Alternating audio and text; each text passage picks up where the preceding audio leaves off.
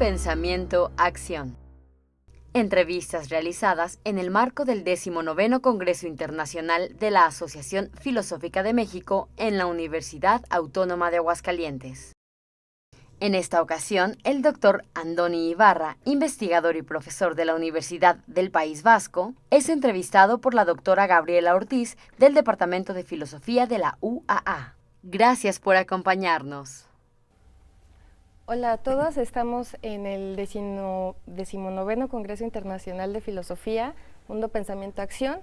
Estamos el doctor Andoni Ibarra de la Universidad del País Vasco y yo soy Gabriela Martínez de la Universidad Autónoma de Aguascalientes y vamos a estar platicando sobre algunos asuntos generales que nos interesan sobre la filosofía y su actualidad. Y entonces, bueno, vamos a comenzar la entrevista. Andoni, ¿cómo estás? Muy bien, encantado de estar nuevamente en la Universidad Autónoma de Aguascalientes. Me da mucho gusto entrevistarte. A mí también responderte. La primera pregunta que queremos comenzar, bueno, pues es, ¿cómo sería el mundo sin filosofía? ¿Sería igual que como es o cómo sería? Bueno, el mundo es lo que es gracias a la filosofía. Es lo que es gracias a la filosofía, podemos decir para bien o para mal. Es lo que es gracias o a pesar de la filosofía. Obviamente no solamente gracias a la filosofía, también gracias a la ciencia, a la técnica, a la política. El mundo, de hecho, no es algo distinto del entrecruzamiento de estos tres ámbitos de la acción humana, o de los cuatro ámbitos de la acción humana. Entonces, en ese sentido, el lema del Congreso me parece muy pertinente y adecuado: mundo, pensamiento, acción. Hablar de mundo significa hablar de pensamiento y de acción, y hablar de pensamiento significa hablar de mundo y acción.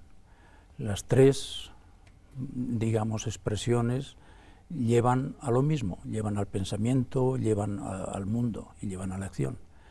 Entonces, en ese sentido, tenemos que ser conscientes de que la filosofía es uno de los constituyentes del mundo, de nuestro mundo, de este mundo actual. Tú trabajas sobre ciencia, tecnología y precisamente en este puente con la filosofía es a lo que te has dedicado.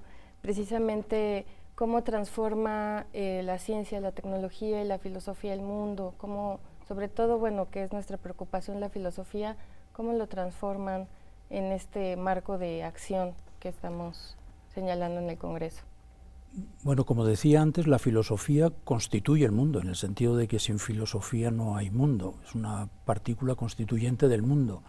Ahora bien, esa constitución puede realizarse en un sentido de transformación, por ejemplo, transformación social, transformación política, para hacer, digamos, un mundo más equitativo, para hacer un mundo más vivible, más habitable, o puede ser constitutivo para digamos, hacer un mundo en un sentido, una orientación que vaya más dirigida, por ejemplo, pues a las élites o a los poderes políticos.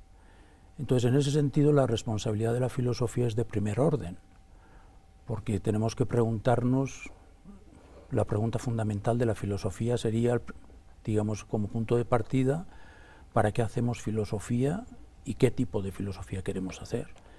Y a estas preguntas hay que responderlas desde el lugar donde se ubica el filósofo o la filósofa, desde los problemas que está tratando de identificar, analizar y enfrentar, y a partir de ahí uno tiene que preguntarse qué tipo de filosofía quiere hacer y para qué quiere hacer filosofía. Entonces, esta es una pregunta, por decir así, previa, propedéutica a lo que puede ser el estudio de los sistemas filosóficos y de los problemas genuinos que se abordan en el estudio de los sistemas filosóficos. Pero hay una pregunta que es previa, el ¿para qué queremos hacer filosofía? En ese sentido, la filosofía transforma, pero como te digo, pues lo puede transformar el mundo de manera muy diversa. Esta pregunta de ¿para qué hacemos filosofía? Ya te la había yo escuchado y me pone siempre a pensar, pero ahora me gustaría preguntarte, ¿tú para qué haces filosofía? Bueno, pues yo hago filosofía porque entiendo que la filosofía es un instrumento no solamente, digamos, cognitivo, para conocer, para pensar, para reflexionar, sino a partir de los diagnósticos y de las reflexiones que se realizan sobre nuestras situaciones para tratar de transformarla en un sentido más justo, en un sentido más equitativo y en un sentido pues, que permita, digamos, a los distintos colectivos humanos y a los individuos pues, avanzar como tales individuos. Y en ese, ¿para qué se podría generar un puente entre para qué se hace filosofía y también para qué se hace ciencia? O sea, también ciencia, tecnología, o sea, podríamos también preguntarle a la ciencia y a la tecnología, ¿para qué hacer? Claro, finalmente, digamos, uno puede responder a la pregunta de que la ciencia, el objetivo finalista de la ciencia es producir, por ejemplo, determinadas unidades epistémicas, teorías o conceptos o leyes. Y en tecnología pues podemos decir también lo mismo, que el objeto finalista es, por ejemplo, pues construir o producir dispositivos tecnológicos, ¿no?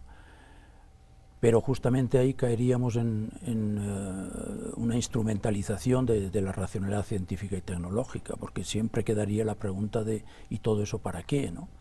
Es decir, ¿por qué queremos construir o por qué queremos producir una robótica cada vez más sofisticada donde tengamos pets, mascotas, como en Japón, para las personas mayores, en lugar de tener, no sé, otro tipo de mascotas?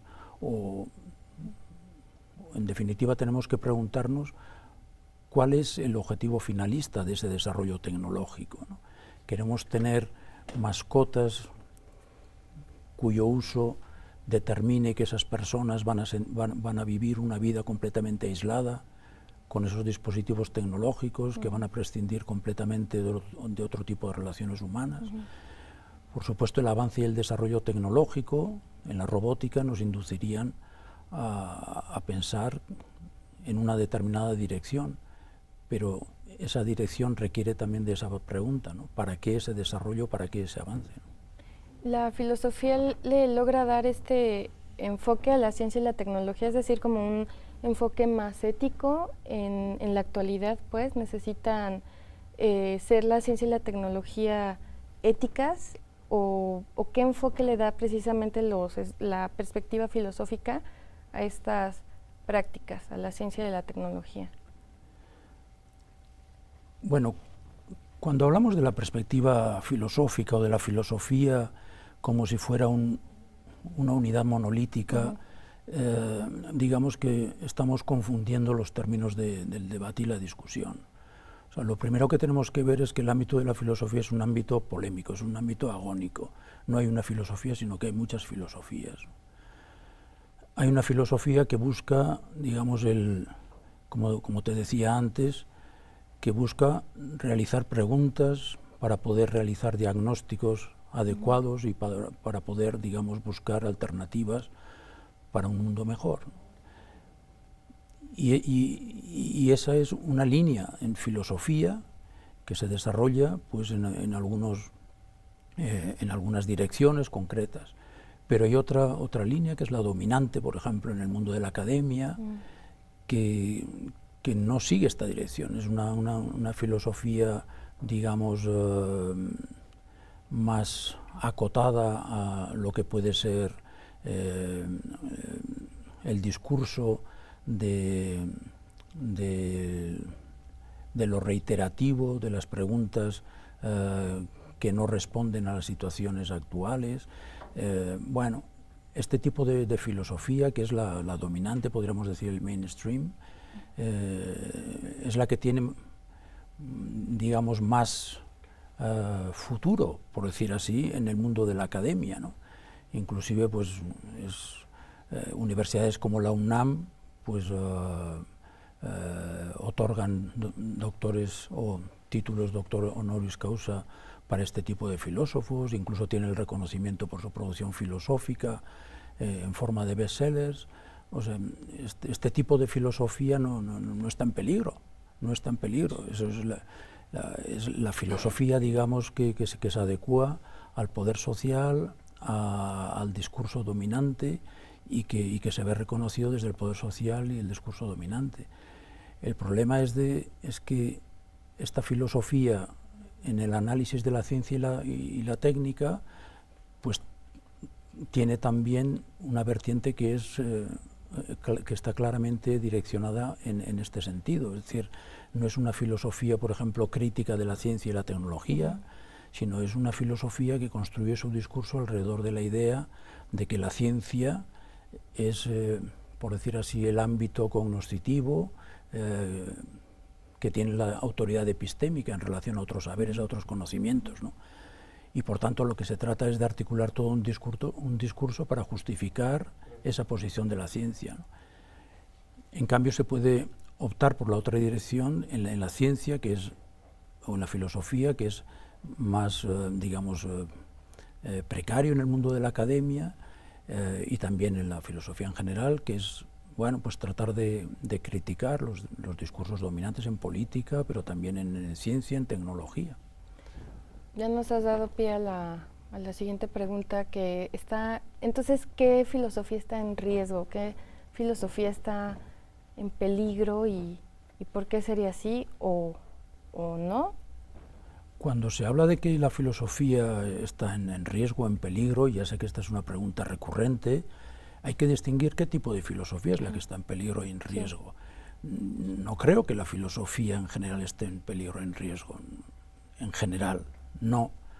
Es más, hay, digamos, una cierta filosofía que goza de mucho predicamento, que tiene una función social clara, como es la de fortalecer, la de robustecer lo que es el statu quo, lo que es el poder establecido, y dispone de una agenda de problemas y de un discurso perfectamente elaborado para eso.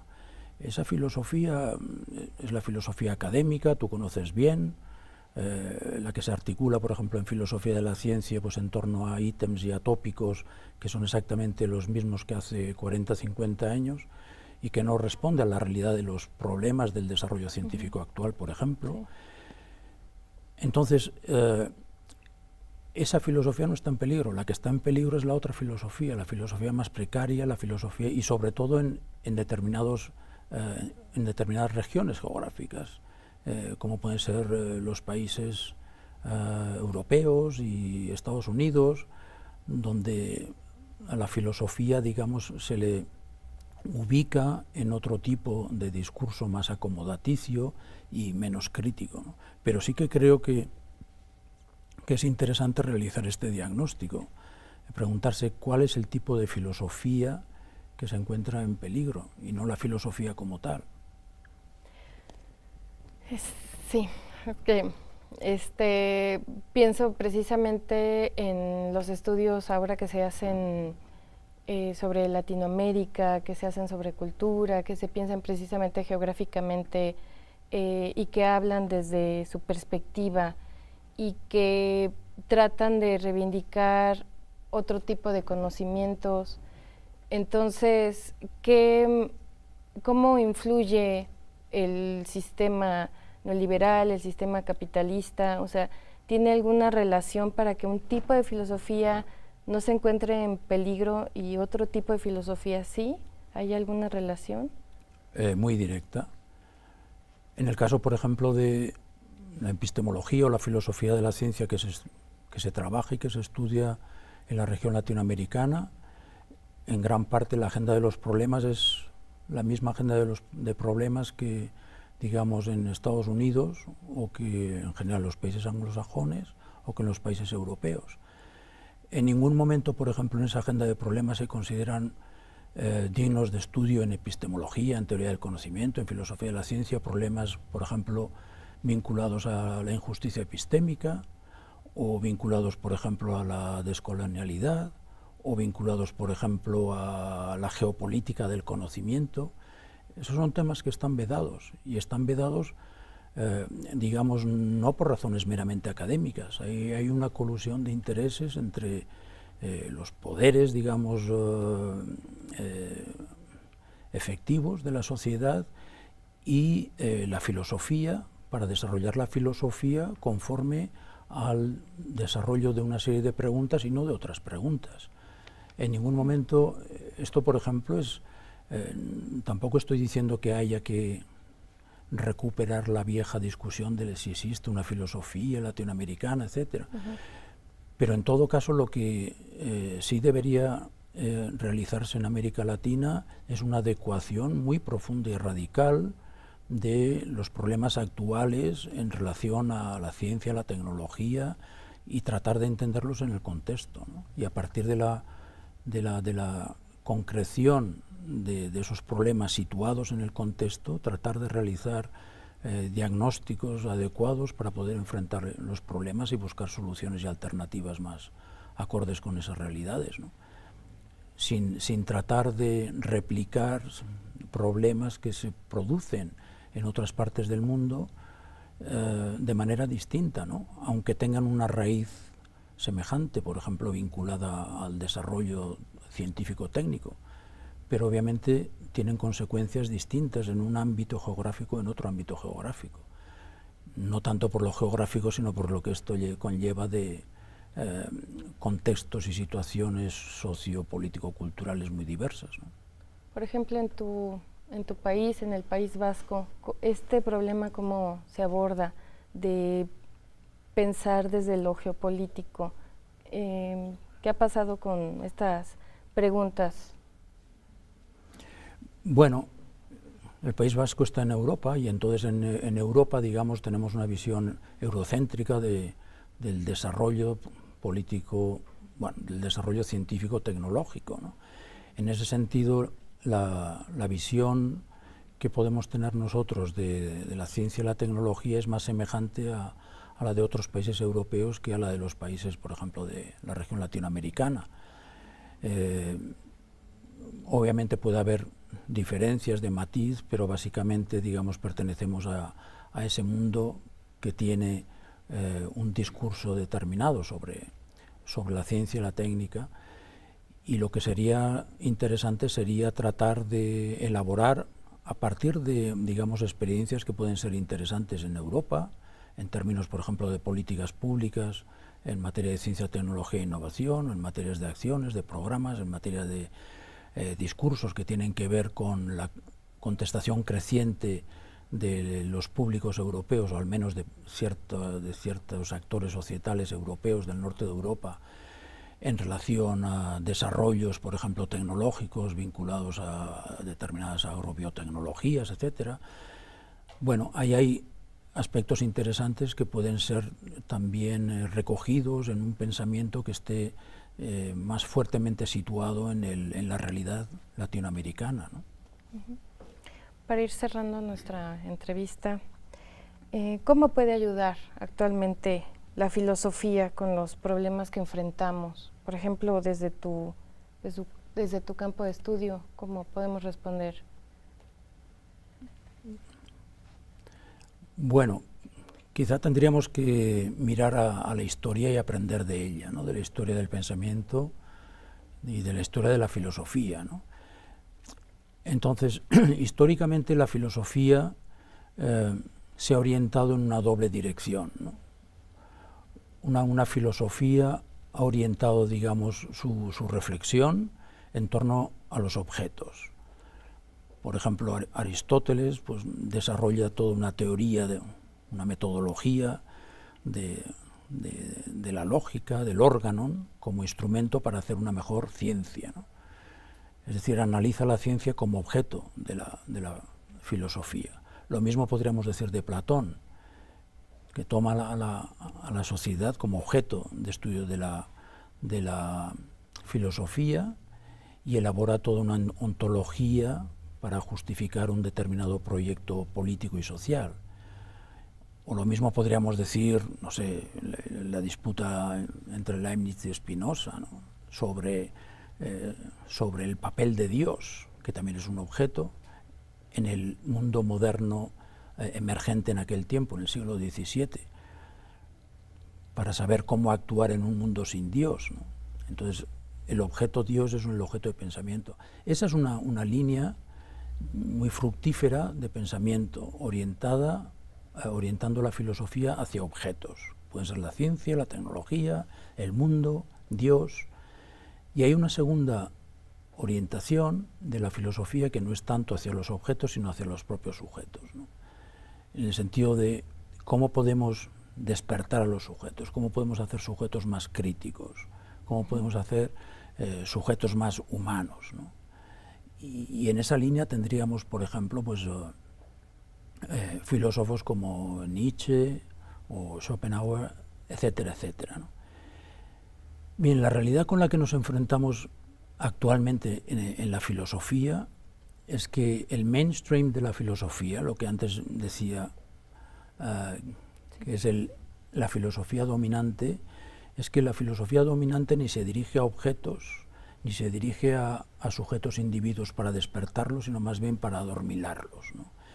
Y en todo caso, en esa reflexión sobre los sujetos, los objetos solamente aparecen como pseudo-objetos, ¿no? Por ejemplo, tú conoces muy bien el caso de la filosofía de la ciencia, ¿no? En esta filosofía dominante no se trata de analizar la ciencia como tal y analizarla críticamente para mejorarla, sino que se trata, como decía antes, de analizar la ciencia como objeto para asegurar y fortalecer el discurso, la retórica de este objeto, ciencia, como, digamos, el ámbito de conocimiento más autorizado y más adecuado, ¿no? Frente a otros tipos de conocimiento, los saberes locales, indígenas, etcétera, etcétera, ¿no? Entonces no se trata, por ejemplo, de analizar la ciencia en sí, sino que es suficiente con mostrar por qué la ciencia es mejor que otro tipo de saberes o de conocimientos.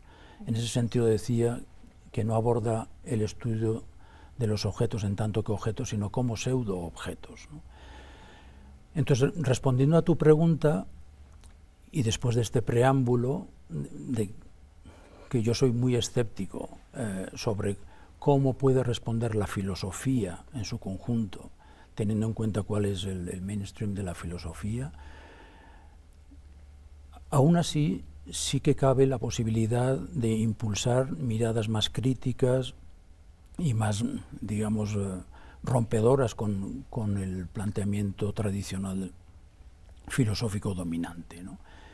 Que sitúe, digamos, objetos de estudio como tales objetos de estudio y que al mismo tiempo puedan servir para despertar a los individuos y para hacer de los individuos seres más críticos y con mayor capacidad de acción, ¿no? Y en ese sentido creo que el problema principal de nuestro tiempo es el objeto de la filosofía sería, lo que decía antes de objeto-individuo, el objeto de estudio sería el de la globalización. El estudio de la globalización y de todos los problemas que están entreverados en torno a esta nueva realidad que es la realidad de la globalización, ¿no?